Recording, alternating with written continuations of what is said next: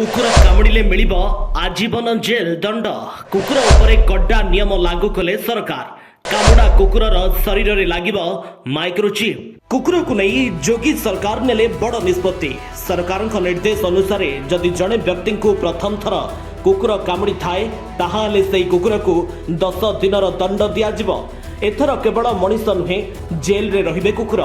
कुकुर कामुड़िले आजीवन कारादंड दियाजिब। बुला कुकुरंक संख्या सांघातिक भाव में बढ़िबारे लागिलानी। खाली संख्या बढ़ी ताहा नुहे बरं रास्तार लोकंको कामुड़ुथिबा देखा जाउछि। हेले गोटिए कुकुर 2 थर कामुड़िले आजीवन कारादंड दियाजिब बोली कुहा जाउछि।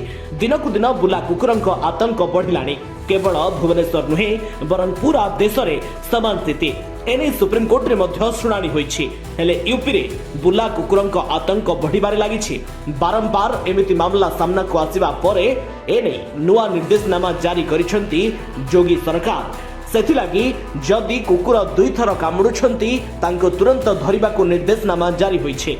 सरकार को निर्देश अनुसार यूपी रे 2 थर कामुड़िथिबा कुकुरन को दंड मिलिबो। आउ सही कुकुरन को आजीवन एनिमल बर्थ कंट्रोल बा एबीसी सेंटर रे छाड़ी दिया दिबो। सरकार ए नहीं समस्त नगर निगम को आदेश जारी करिसेंती। जोगी सरकार को निर्देश अनुसार जदि जड़े व्यक्ति को प्रथम थर कुकुर कामुड़ी थाए ताहाले से कुकुर को 10 दिनर दंड दियाजिबो। एही समय कामुड़िथिबा कुकुर को एनिमल बर्थ कंट्रोल सेंटर रे रखाजिबो। एहा परे कुकुरर शरीर रे माइक्रोचिप लगा जाई छड़ा जिवो।